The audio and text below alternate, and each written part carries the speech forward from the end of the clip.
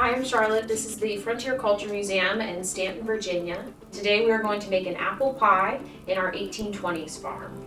To start, we will peel our apples.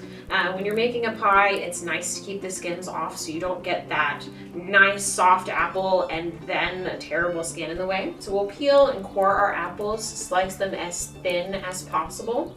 Then we will season them with sugar, a little bit of salt, cinnamon, ginger, and nutmeg. While those are resting, we can go ahead and make our puff pastry.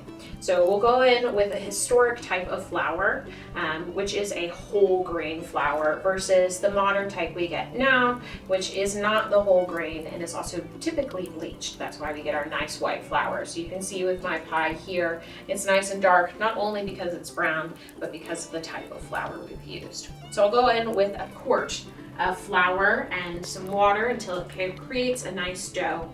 I will roll it out and then I will dot half of the dough with butter, fold that crust into thirds, roll it out, and repeat that process for 8 times for both the top and bottom crust.